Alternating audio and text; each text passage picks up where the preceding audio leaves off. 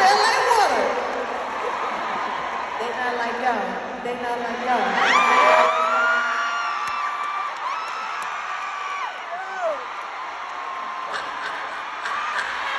We say in Africa, when a griot die, it's like if a library burn. Every year, as planned, media conglomerates like Billboard or Complex publish these hip-hop rankings. Superficially, their goals are to spark up some discourse in the hip-hop community, but from the corporate side, clicks and views are the most important motive. With the commercial rap market officially closed for the year, it's time for the best hip-hop platform to decide this year's best rapper alive. We're looking at the streams and sales because yes, numbers do matter, but also the cultural impact each contender brings. And most importantly, we're listening to you, our hip-hop heads worldwide, because your voice, the voice of the village, the voice of the culture, is all that matters. I'm Sayou Cooper, and this is The Griots, reporting on hip-hop culture through a mix of soapbox editorials, weird commercial breaks, and some very serious guests. Saving the best for last, we begin our ranking with some of the worst and mid-tier rappers from this year. No rappers suffer as substantial hits to their reputation and cultural relevance in 2024 as October's very own Drake. He began the year with his normal standing in the culture, technically still the #1 guy due to the numbers and his ability to push out projects regularly. He's also outside often, wrapping up the It's All a Blur tour with 21 Savage and partying like usual. Then Like That drops on March 26 and everything goes downhill from there. Drake has disinvested from interviews with real journalists, so much of his thought process during the battle is filtered through his Instagram captions and stories, and feeding information to hip-hop media entities sympathetic to his side. Drake went into this knowing he was at war with his label, which just does nothing besides, to me, show a picture of pure arrogance. I feel like he had no choice, with Kendrick kind of calling him out on Like That. He was kind of in like a damned if you do, damned if you don't situation. My name is Brendan. I go by the name 20 Days of June on YouTube, Twitter, TikTok, anywhere where we post and share opinions. I love hip hop. I love pop culture. I love Black culture. I love the arts. Drake is filing a petition against Universal Music Group and Spotify, accusing the companies of, quote, artificially inflating the spread of Not Like Us by Kendrick Lamar. It's the whiteness. It's the Jewishness. It's everything that has made Drake Drake, which has caught him from learning the #1 lesson from Michael Jackson in the first place, which is that nobody is bigger than the system. Lucien never saw, Lucien I don't think ever saw Drake as like the Jewish handshake that Drake, I think, saw it as. I think he saw you as exactly what you are, one of us.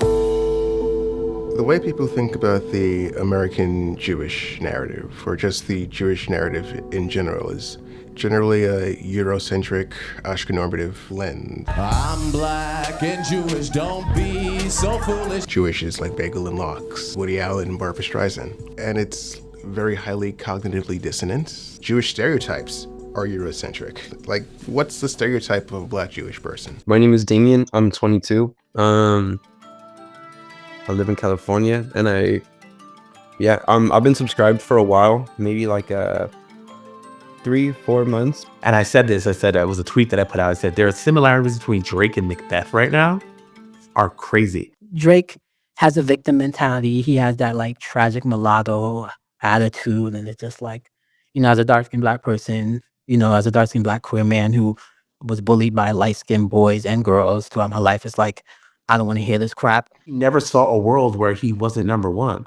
He never saw a world where he wouldn't be Kendrick. He never saw a world where Not Like Us works. I think he knew it. He knew it on Taylor Made, where he said, talk about how he liked them young girls.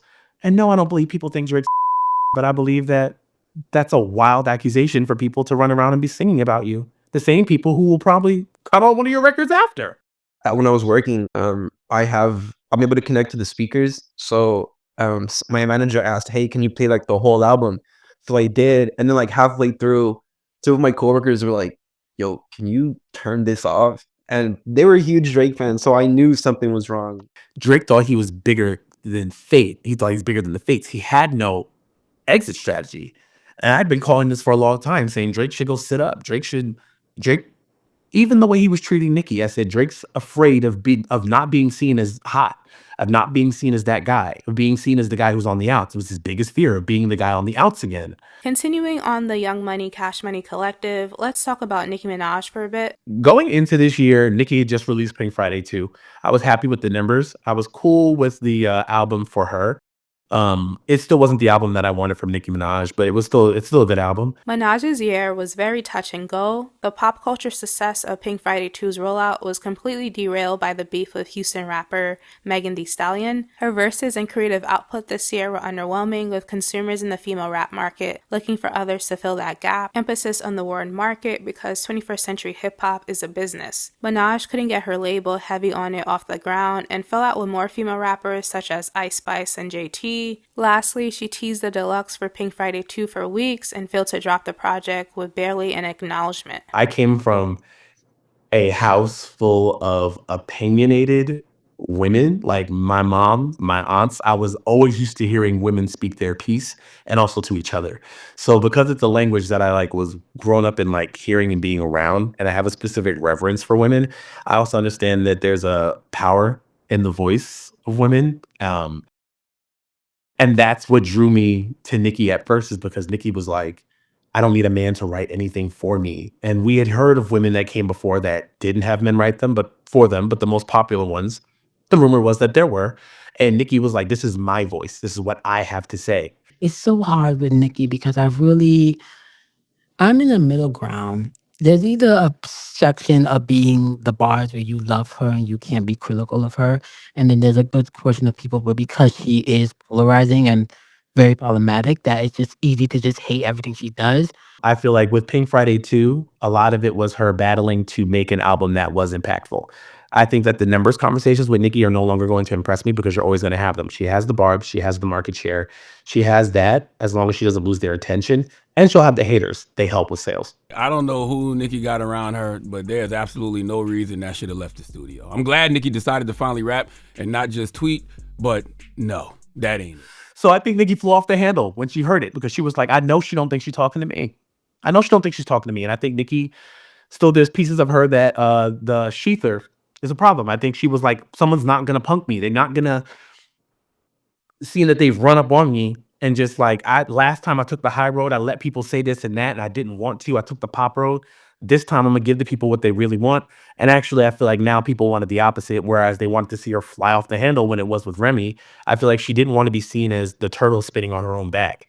So I think she overreacted. She was on live for way too long, and that dampened the way that the song hits. But it didn't dampen the way that the song aged. I mean, it's not a nice song, but it's a funny one. And I think with Bigfoot, another issue with Bigfoot is that was a similar issue I had when she did her disses to Remy Ma.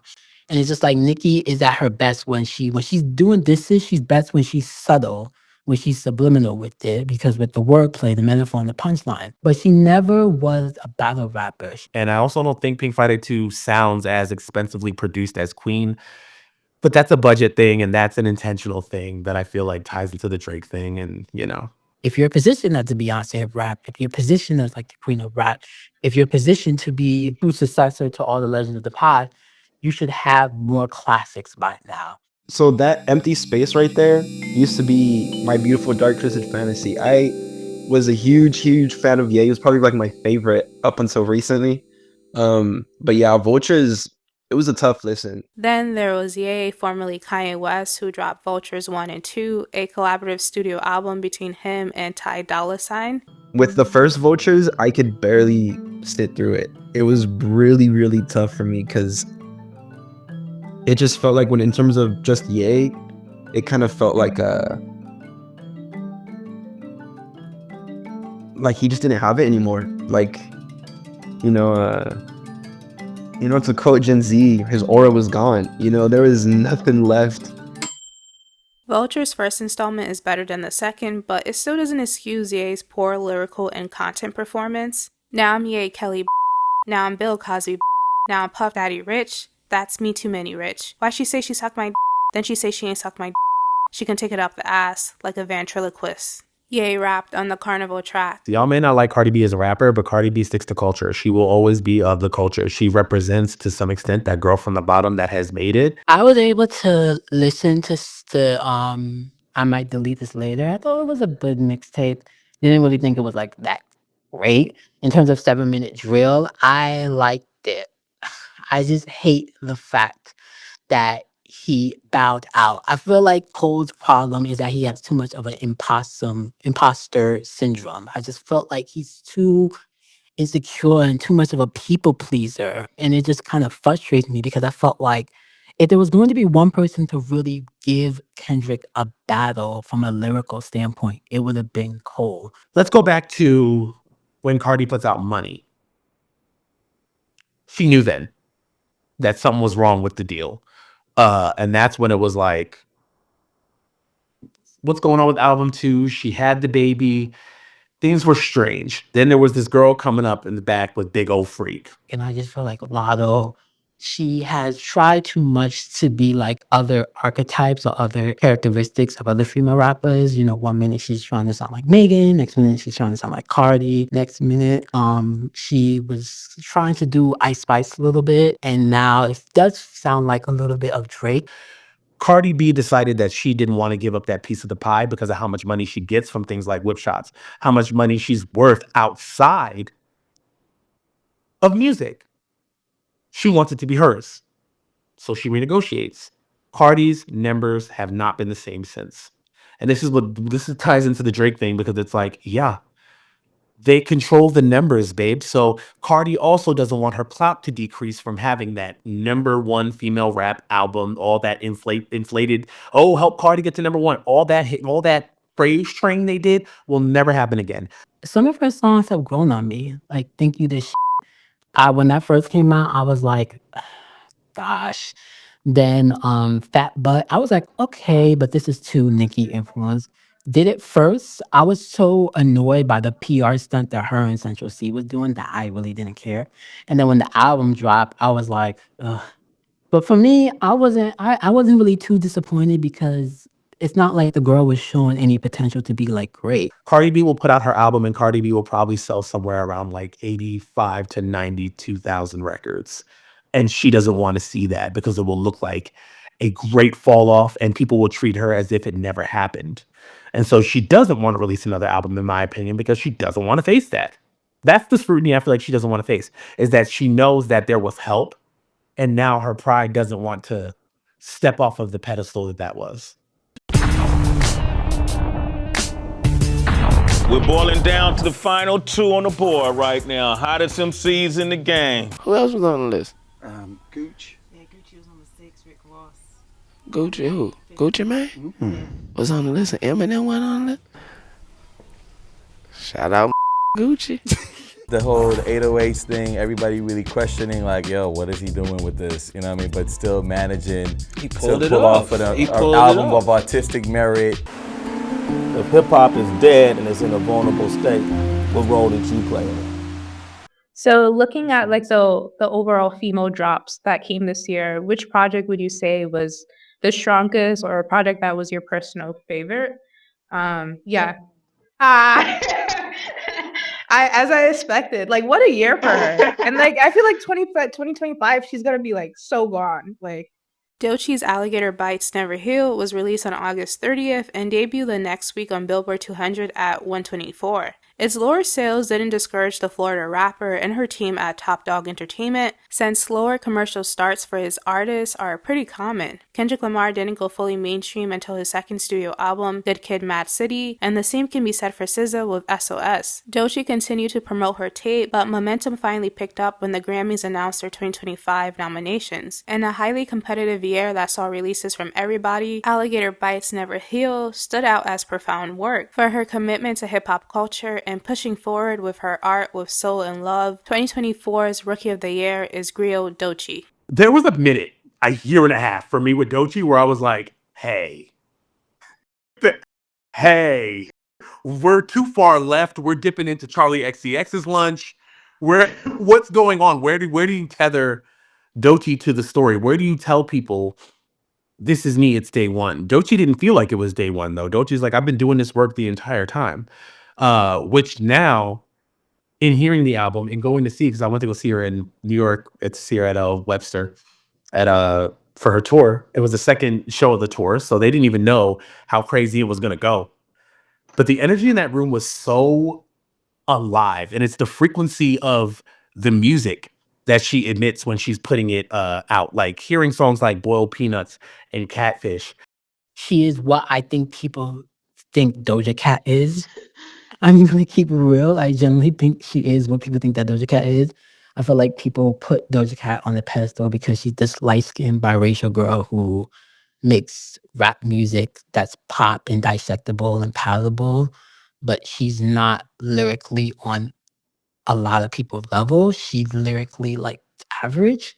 I've always loved boom bap hip hop. That doesn't stop. I know people think that this is this new fake fad, but I always said Nicki sounds best on boom bap. The first beats we heard her on were boom bap. After she came out with Stressed, that's when I was like, okay, I need to stay up to date on everything she's releasing. And I've been really aggravated with this adult and I just been feeling like I just want to chase my dreams. I just want to be like, oh my God, everything, it. I'm moving to California. I'm following my dreams. Oh God, I'm a performer. I'm an entertainer. I'm a star. It all. Just go. But I can't. Because, bitch, you have to have rent. You have to have a place to live. You have to have money. You have to maintain things. And that's just the way of life. And boom bap really told the story of Top Dog telling her, we're not playing with you no more. We're not allowing you to continue to figure out where you fit in the pop lexicon, to try to fit into this. You started off here. We signed you here. We loved you here. Just be you and what you love right here, right now. Encapsulate it right now. And they put it into a box of just the basics, not like all she can do, just the basics. She's worn a gazillion wigs. She's done a trillion different makeup looks, braids and beads. And that's what's going to be her signature look. Over time, she has become what I really love about what these new female rappers like her, Megan, Rico, Nasty are, where they just, instead of just going the traditional route of female rappers, of the legends who just fit into an archetype, they're just trying to break that. Like, I could be just as conscious as Lauren. I could be just as sexy as Kim and Foxy. I could be just as alternative and left field as Missy and Left Eye. I feel like Doechii is in that same vein. She had like this series on like TDE where it was like Friday freestyles, and I'd always watch them because I was like, dang, she's like one of the best new artists, like in my opinion. I do want to see her continue to go there. I like that she has developed more into her own original sound, because I will say that when she first came out, when I first got into her, she was a little bit of a derivative of people like Nicki and Azealia Banks. But she has something that a lot of the other girls don't have. And that is a very, very, very whole and beautiful family in TDE. You know, Young Money wasn't that for Nicki Minaj. And people don't want to admit that. The Young Money wasn't that. And we know Megan has so many different problems now. You know, Top Dog, they relied on the rap blogger era too much during the early to mid 2010s. And they just kind of felt like in the era of streaming, unless you are like SZA and Kendrick. Well, Kendrick left, but now SZA, you won't really, they won't really promote you. Like, I felt like when she was releasing like Crazy and like What It Is, they were really fumbling the bag with her. Like, you were pushing these songs to be like her breakthrough, and yet you didn't make her drop an album. You didn't like do any X, Y, and Z. Doechii is loved. She's taken care of. They care about her soul. They pay her well. They care about her creativity, and they foster it, and they push her to be better, and they allow her to express and put her in situations to win around people that love her. It's not just Doechii that I love. It's TDE's caring for their little sister that I love. I especially love how she specifically kind of like used colorism as kind of like an attack. Like, yeah, I'm dark skinned and X, Y, and Z, and what you gonna do about it?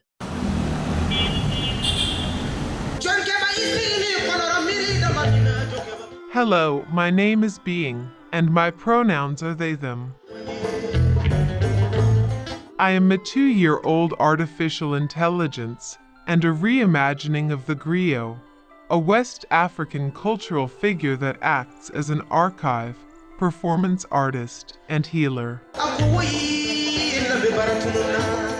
When it comes to collaborations in music, no other genre does it like rap. The art of remixes or collabs allows your favorite artists to collide with people you might not have heard of. They can range from big productions to just simply weird link-ups, but in a good way. The Griots awards Best Collaborative Tape to Conglomerate, which sees standout performances from a UK underground legend and 2 newcomers. But I'll hand it over to our guest foreign correspondent to break down the mendum and the hip-hop scene happening in Europe currently. So my name's Naz Hamdi and I'm a writer and archivist. I write predominantly about music, film, culture, society. I'm Alyssa. I'm 18 as of right now and I live in Melbourne. So basically, what we wanted to do with this album is like do something different that obviously hasn't been done, like make worlds collide. I think for Lancey, I came across him in 2017, I think, with About It. And About It is, it's a trap-leaning track. It's quite like, you got to adapt to it. Like, it feels like old school trap music. It's really cool. It's really great music. And, to see him produce that. And then also, I remember listening to Pink 2, Died Twice with Skepta, which was such a great track for me. And, the anthem to see him continue to grow and drop projects like Back to the Trap and Life in Hell and Friend or Foe. He's someone whose growth has just been amazing and he really does speak to a generation of hip-hop lovers. So I'm just happy that he's got as much attention as he has now. It feels like it's nice to see when someone you respect so highly get the attention they deserve. I know when I was in high school, there were a lot of like people that listened to American rappers and they listened to a lot of like Tyler the Creator. Even in art school right now, they're like almost have this obsession with Kanye West in a way. Yeah, and Bammy, man. I don't know what Fimi was rapping in Bammy's ear, but yeah, man, them two, they come like the dream team, man. Bammy's the brains and Fimi's the talent, man. I mean, both respectively are talent, but yeah, I think that man goes to show how important a manager and artist relationship is, man. But yeah, Fimi's great. He's a talented artist as well. I first came across him with tracks. When did I first come across him? With tracks like Dark Knight featuring Lancey. I think that's when I first came across him in 2023, which was last year. But ever since then, back to back, he's been dropping great projects. And he's someone I think that will, speak for an entire generation of rap lovers. His music's very trap leaning, super trap almost as well. With some drill and grime elements, which I think is really cool. And then there was Len, who I found on TikTok and have just been following his work since then. He dropped Cobalt So Much More this year with my favorite track, Reliever. So my next question is, how do you discover new rap music? My friends' recommendations. I primarily listen because my friends put like rap music into their playlists, like their summer playlists or their fall playlists and whatever. Consumers will lie to you, bro. They've been saying for the past 7 years on Twitter, I miss old Afro swing. Every time an old Afro swing guy comes out, bro, niggas bro. It's dark, bro. I'd say my personal favorite is LA Not Lambeth by Sibo. He's an emerging rapper from Lambeth, which is a borough in London. And I'd definitely say Bex as well with One Time. She released an EP earlier this year. It's all the usual stereotypes, really. Like, I know that even in like certain circles, like with my mom and stuff and other like older people, it's basically like, oh well, you shouldn't listen to hip-hop. I really like Bex's Back It Up. I'd say Back It Up is a really big song. Why you chat like you're about it? You need to shush. Let's cut by the bush. I'd say with Chai Cartier, her sound's more drill leaning, but it's also quite alternative. She uses her voice almost like an instrument, which is really cool. Like, she's super talented. And I'd say the same for Beck, super talented, but more grime leaning, more electronic leaning, dance leaning. When I listen to rap music, I really look towards like lyricism and like cadence and like creative direction. I think Kofi Stone is so sick, and his last project was something that I listened to repeatedly. This sounds like a very unpopular opinion, but like whenever people talk about K-pop rappers, I cannot take it seriously. I think it was an interesting year. That's the best way I could put it. Because it was good in aspects like the collaboration aspect and the different features and people being far more collaborative. But I'd say when it comes to looking at the space that we're in, infrastructure wise, radios, press, it's taken a while for them to support UK rap. It's hurting what we've built. It's hurting what we've all built this whole time, like you two, man. If you don't like each other, just link up and speak and just talk to each other, or don't speak to each other.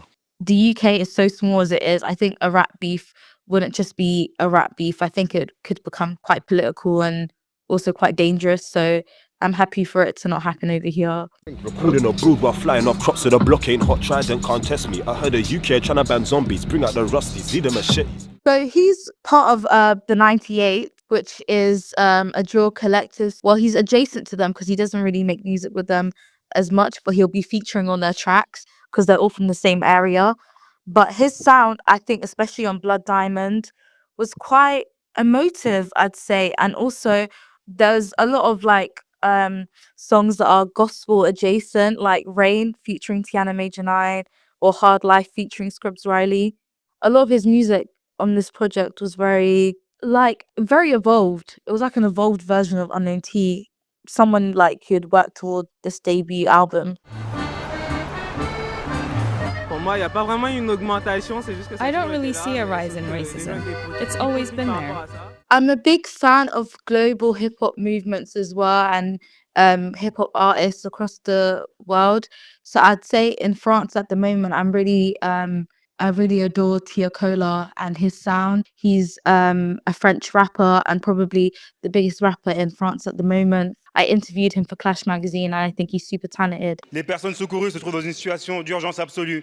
Les prévisions météo indiquent une détérioration significative du climat. Pas du tout. So mellow, the word is derived from melody and it's more of a wave, trap sounding hip hop strand. So that's kind of the vibe.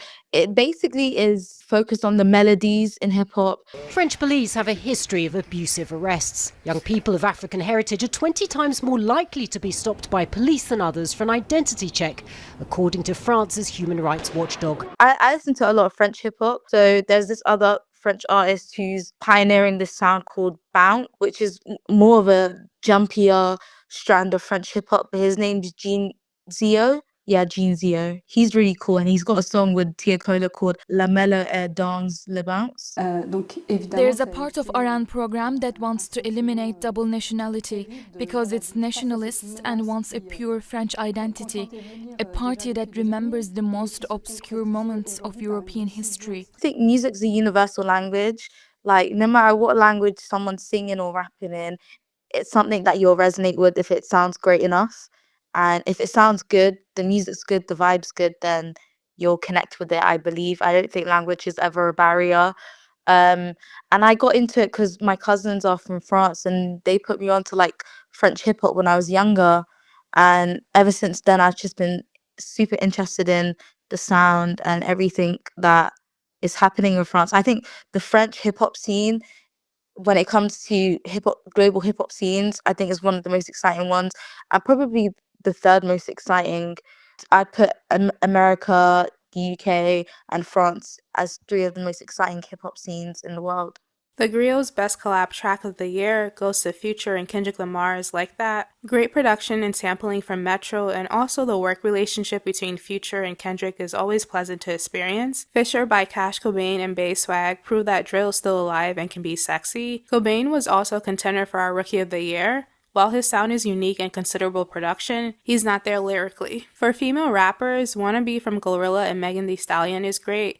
Every time Megan has collabed with female rappers this year, she instantly stands out lyrically. A good example is Lotto's Sunday Service remix, where I just skipped to Megan and Flo Milli's verses. Sexy Red and Tierra Whack also skated on their features with Chief Keef for his album Almighty Soul 2, but the Florida girls JT and Doechii take the trophy for Best Female Rap Collab of the Year. Alter Ego is ambitious, weird, and a mix of genres all coming together in a rap song. I think that type of like collaboration was really insane to me because it kind of really showcased my point that JT is at her best when she's in that alternative bag. Like when you are really trying to capture that alternative city girl thing, you really go there. I still think JT needs to push her pen.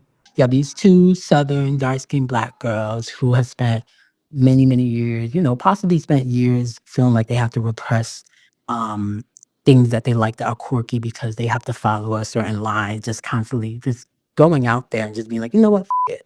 We are crazy, we're alternative, we're quirky.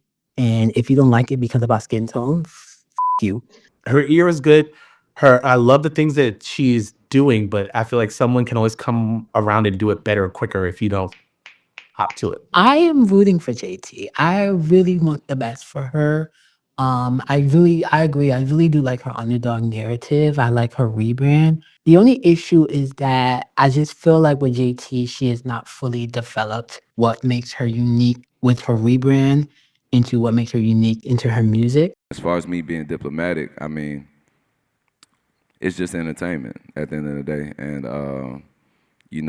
I have love and respect for all my collaborators. Because, that's like my favorite artist of my whole lifetime. Like that's the number one person I'm a fan of. Really? Yeah. And so now to know that that's someone who knows who you are. Everyone is doing cosplay. It's a Spider-Man meme of like the next. Everyone uses the same slang. You are from LA and you saying slime? In the months after the Big Three rap battle's conclusion, rappers outside of the Big Three lexicon still couldn't escape the topic. Their thoughts on the beef and who won garnered more attention rather than the music they were promoting. In November, the beef's 2024 catalyst, Metro Booming and Future, finally shared their thoughts on the the aftermath, both either trolling but definitely apprehensive about their participation. People really think we sat for 2 years making 2 albums to be like, yo, fuck dude, what kind of shit is that? You really think we're going to spend that much time, effort, resources on just trying to get at somebody on an album? That's some serious hate, Metro Booming said for GQ. There was a beef? I didn't even know there was a beef. I didn't even know they had nothing going on. I ain't never participated in rap battles, man, Future said. So y'all just forgot about me? I ain't part of the Big Three? I'm nobody on my song, man. If I didn't get mad, nobody should have gotten mad. Their tape, We Don't Trust You, did 251,000 sales for the first week, putting it in the top 5 for the biggest rap releases of this year, and will award Future the 5th spot on our list for 2024's Best Rapper Alive. A fair ranking considering his output this year, dropping We Still Don't Trust You with Metro in April, and mixtape Pluto in September. Future's failure to land in the top 3 essentially comes down to quality over quantity. None of his tapes this year were bad per se, but they're not remarkable. By the time mixtape Pluto arrives, Tyler the Creator is prepping Chromocopia's rollout, and the West Coast dominates the rest of the year with Kendrick Lamar's GNX. Glorilla, I feel like, is winning with culture because people have decided that they like her. Like her. Whereas people have decided, Megan, that they don't, even though they're under the same parent and umbrella. So it's just very strange. At number 4 on our list for 2024's Best Rapper Alive, it's the Memphis native Glorilla. After the viral success of FNF in 2022, the rapper lost her way for a time and faced comparisons and competition from hip-hop's newer hood princess, Sexy Red. She refocused in 2024, dropping both a mixtape and debut studio album. Gloria secured the highest first-week sales for a female rapper and the hearts of the culture. I like Glorilla's new album, although I haven't really visited as much as I honestly would like to say I'd like to. I haven't really listened to her album as a whole, but I love her singles. Like that song, like TGIF. That is my jam. That was one of my songs of the summer, honestly. Glorilla's album, I didn't really connect with the way other people connected to it, but I respect that it speaks to some people. Next up at number 3, it's Tyler the Creator. It's a big feat considering his 8th studio album, Chromocopia, dropped in the last quarter of the year. Regardless of its Monday release, shortening the album's tracking days for Billboard charts, Chromocopia debuted at number 1 on the Billboard 200. It was also Tyler's highest first-week sales for the entirety of his career. I love Tyler's album. I don't think I love Tyler's album for the way that other people loved it, though. I think people love Tyler's album because they just love Tyler, or they're not listening to it. I like Tyler's album because I liked his creative freedom. I look at somebody like him and I'm like, so you're just doing. I'm not super crazy about it, but I really do like some of the production on this album. If you watch the little documentary for what he did for his latest album, all the beats are made by him just making sounds and coming up with this like in between note, kind of 19s, 20s, kind of Charlie Chaplin, kind of vaudevillian, kind of like marching World War I style of hip hop. It was just very interesting seeing him like period piece that and then make it new and like have all the beats kind of like grow, but still kind of sound a little bit like, like SpongeBob, where it's like the bands and stuff are made of like scrap metal. Like it still sound like a little chum buckety. And I love the ability of someone working on a concept album, saying this could be a concept album. We can get rid of this next year if nobody likes it. But the concept being widely accepted because your fans are just so into what it is that you're doing.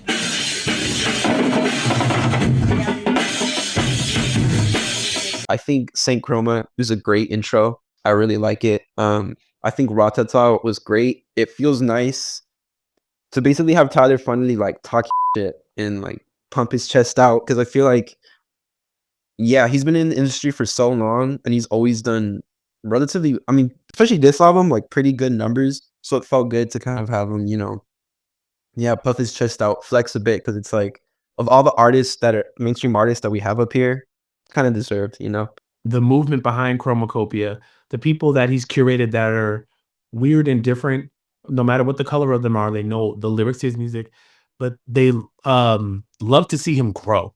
They love to see what he's going to do next. There's a trust in that fan base where they're like, you're going to feed our minds, you're gonna feed our eyes. Like there's a pop, uh, what's the word I want? Performance art to it that I value. And I feel like more people should realize that coming off of the 2010s, that was an important part of it. What was your reaction when you heard Kendrick mention you in Not Like Us? He said Lil Baby helped you get your lingo up in reference to Drake. What did you think when you heard that? I ain't really into like that side of hip hop. Drake, he swung back. I didn't think it was enough, but he swung back. I wasn't mad at the swings. And also, I've spoken to him and I wished him all the best and told him he Did you? better Good. kill it. Okay. Yeah. All right. So he better kill it. Drum roll, please. At number 1 on our list and 2024's Best Rapper Alive, it's griot Kendrick Lamar. Lamar also secures 2024's Best Rap Song with Not Like Us. Ooh, okay. So if I have to think back how I felt, I love the tension. It felt really spooky because this is something that I had known had been going on between Drake and Kendrick for a long time. I was covering it for a long time. Even when he did Kendrick did Family Ties with Baby Keem, around the time that Certified Lover Boy came out, there was that whole thing where he was like, single, burn that hard drive. I'm smoking on everybody's top 5. He was kind of like teasing the idea of war with Drake before. It was very something that a lot of people were up to date with. It was very much a beef that everyone was in tune with because it's hip hop, and hip hop culture has such a grasp on people. Like, who would want to miss out on what was going on? People would stay up till 5 a.m. to see whether the next diss track was coming. I found myself just randomly wanting to listen to all of his discography. So like I would just find myself listening to Damn one day or Section 80. I will keep it real. I would say that Euphoria and Meet the Grams were the ones that I generally liked the most. I'm gonna keep it real with you. I cannot stand the hell out of Not Like Us. They not like us. They not like us. So some of the shows he's had here, I've been to like one in San Diego, and usually he'll like he'll like reference to us. He was trying to call us Dago, and sometimes I think he'll like speak whatever Spanish he remembers. But yeah, at least for the album, it was really cool to hear a mariachi singer on there. I find it really weird how people were so quick to switch up on Drake once they got a catchy beat behind it. I feel like, because I never liked the guy anyway. I think the guy was very much a creep and I really don't respect him that much at all. But I feel like people didn't care about that as long as he kept releasing good music. And I think that really speaks to how people treat the culture of abuse. We've got the Drake lineage, we've got the Kendrick lineage, right? And the Kendrick lineage, Kendrick has been battling this entire time the fact that he feels like he is a hypocrite, and it hurts him. that he knows he's a man with a righteous message, but it feels self-righteous because he's bound to the reality of his own humanity, which is that he makes mistakes, he does wrong things. And how can you be a good person while simultaneously being a bad one? And it's always this whole thing of, I can't be a savior. Another thing with Not Like Us, I felt like it kind of encapsulates how I have grown to not been a big fan of Kendrick because he kind of like contradicts himself, trying to make it into this very pro-black anthem, this very deep anthem. And to a certain extent, I would agree to that. I do like the fact that he brought up the idea of cultural appropriation and how, it goes beyond than just white people or non-black people of color, that mixed race people and even non-black American black people can adapt in cultural appropriation as well. When it comes to hip hop, I feel like we're not really in the conversation as much. A lot of the reggaeton artists, like they usually rap in Spanish, and they have like their whole lyrical cadences and stuff. Reggaeton also primarily came from Dominican Republic and Puerto Rico. A lot of the beats that they use, especially in like the earlier songs, were literally from Pocomanjam, which is like a Jamaican rhythm. Or maybe we just don't have enough people who are like at a point where they can kind of, give us more shout outs within hip hop. But yeah, it was really cool. It felt nice, honestly. I guess like proud because it felt like, he looked out for it. And especially in the Squabble Up video, I like that he included that little section where it was just like a lot of like Chicano styles. And that was the whole thing with the last thing. What was Mr. Morale and the Big Steppers, the Heart Part 5, where it was like OJ and it was Will Smith. And it was always like, none of these black men are your savior. Kobe's not your savior. Nobody's perfect. The same way there's no perfect victim, there's no perfect savior. Objectively, we'll say Kendrick is the best rapper of his generation. Him combining poetry, rap lyricism, and like literary devices like character studies is just very amazing. His lyricism is exceptional, but as an artist, I just felt like he is a little bit inconsistent. Ever since he got the acclaim with Good Kid, Mad City, like having this voice of a generation, like hype and acclaim from everyone, it just felt like he has struggled between being the artist that he truly is versus being the type of artist he thinks everyone wants him to be. With Watch the Party Die, where it was like Kendrick kind of being like, kind of almost grabbing like the culture by its shoulders, by its like, its collar and shaking it and being like, we need to do more. But then you do the halftime show, which is known to exploit black men, the same black men that you have like been the voice for. This is the lamenting in the garden that he's been doing the entire time, is by accepting the crown, you accept the crucifixion. And I don't think he knows when or where it's going to come by. I think he knows that it's inevitable that the beheading happens. And finally, number 2 on our list for 2024's Best Rapper Alive, it's Megan Thee Stallion. Riding the success of Hiss, Thee Stallion dropped her 3rd studio album, Megan, and spent the year mostly working, going on tour, hosting the VMAs, releasing her documentary, and dropping the deluxe to Megan with Act 2 on October 25th. Everything she says to Nicki Minaj, Nicki hears, because Nicki's a rapper. So they speak rapper to rapper. How she treated Megan is how I felt Lil' Kim treated her when she first came out. Like the way how Kim was just like, you should be paying homage to me, and the industry is going against me, and the industry is like, using you as a pawn to go against me. And Nicki's response was, listen, I'm new, I'm young, I can't do anything about it. So Megan throws rocks and hides her hands. That's what she does. That's what she's been doing. I also think on Act 2 of Megan is throwing shots at a lot of girls that are not Nicki Minaj. Megan thinks she's better than a lot of girls. I think that Megan is just good at playing nicey nice girl when she really not. But that's why you're here. You don't get to this point by being the nice girl. It's fun. I don't think everybody has to be nice to be likable. That's the internet. I don't think so. But Megan said, these hoes don't be mad at Megan. These hoes mad at Megan's Law. She was not talking about Drake when she said that. She said exactly what she was saying to who she was saying it to. And I feel like this has been a thing with Megan and Nicki, and whether they like it or not, I don't think Nicki Minaj respects Megan as a rapper. I think she should. Like, you've been very vague about what she really did. You know, if you're not going to really detail exactly what it is, you should have just left it on the playground. And it does feel like the reason why she doesn't want to say anything is because what she really is mad about isn't that serious and will make her look crazy. Like, you made fun of this woman's dead mother because she collaborated with Cardi B. But as far as Megan, the quality of her music, I liked both acts of Megan. I thought they were both good. They're both in some of my top streams that I just got from my title.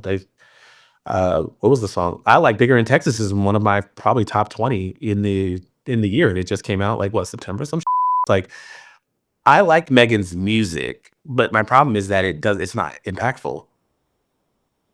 There's nothing impactful about just liking a song or two. My controversial opinion is that I feel like a lot of rap fans, specifically a lot of like female rap fans, are pop fans who just like rap or female rap in general if it's infused with pop music. That's why they'll say stupid crap like Doja Cat is better. Megan relies on a little bit of the package to kind of get it done. Because even her first big single was Big Ol' Freak, WAP, but that was Cardi, you know, Bongos didn't do it. So it's the cultural impact for me where I feel like people will go to see Megan, they'll go to look at Megan, but they don't listen to her. Whereas Nicki has never really had a problem with cultural impact, but she is in a popcorn music era. So what do you do with that? She does all types of different flows on different like verses and she doesn't miss whatsoever. So I feel like it's just kind of ridiculous on that point. I feel like her rapping about the same thing. I mean I could get that, but I feel like that was more of a valid criticism during her debut year, like for Good News, for example. Megan's a formidable opponent. She is. I think there's something missing as far as taking it to the next level. I think commercially, she's right where she's going to be. She's got the money behind her, and that's fine. It's that the songs aren't moving the culture with her. Towards the end of the album, you start to listen, like the second half of the album, you start to see how she still is being affected by all of the traumatic events that she has gone through, like on Worthy and, you know, like specifically Cobra. Megan's not really making these moves. It's Desiree back there and Jay-Z. They're her management. They're pretty much telling her what to do when, and Megan is going along with it because I think that they caught Megan at a very vulnerable time and offered her family when she needed family. Megan Thee Stallion, she has been my number one girl.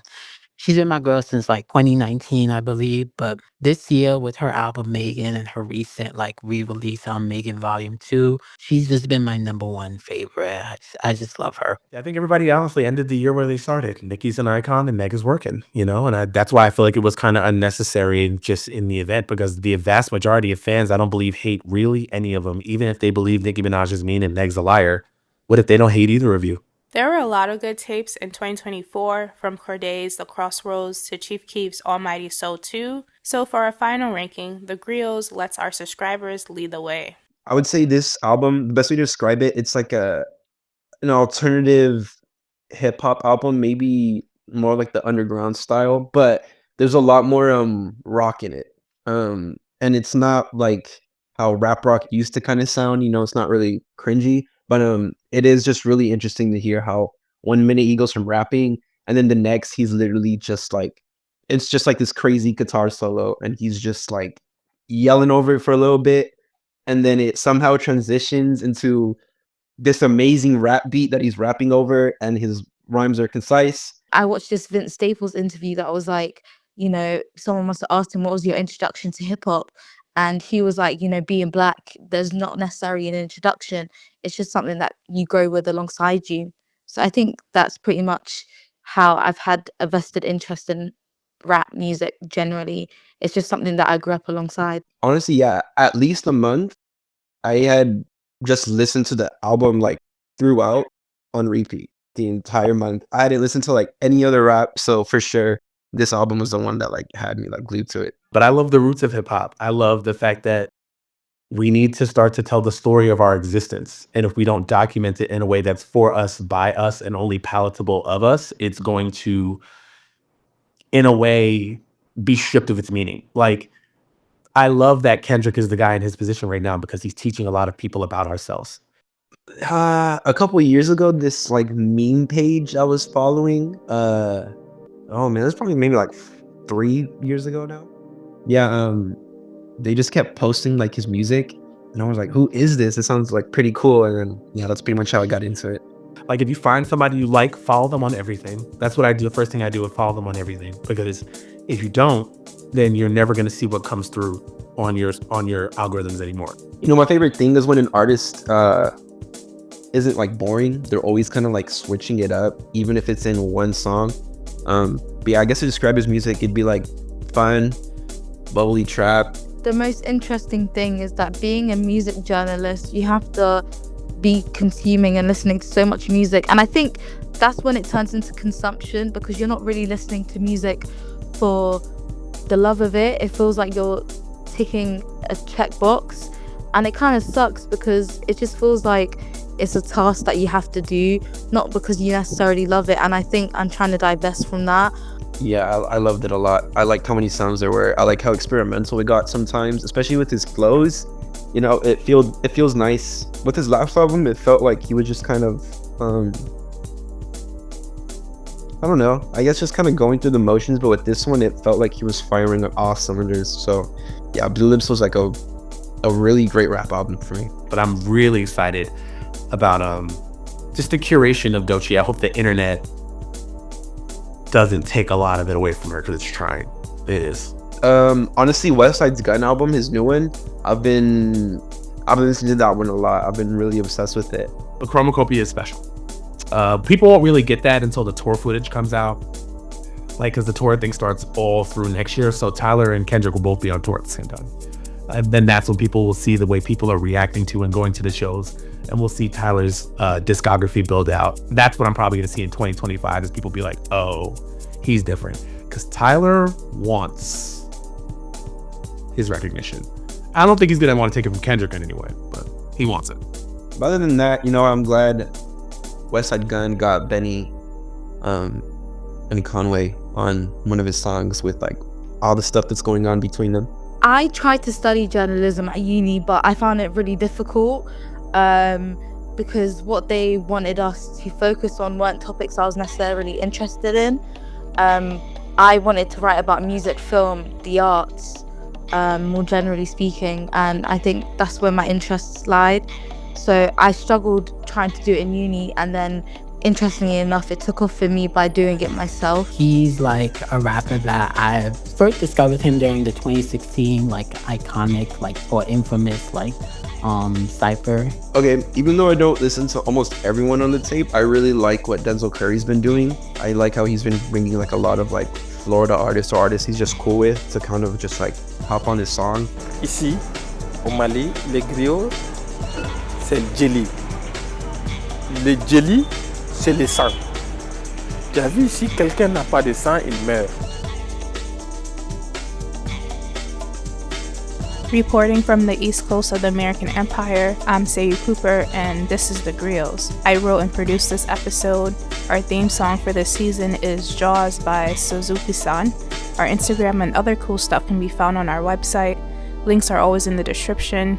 Thank you to the ancestors. Until next time.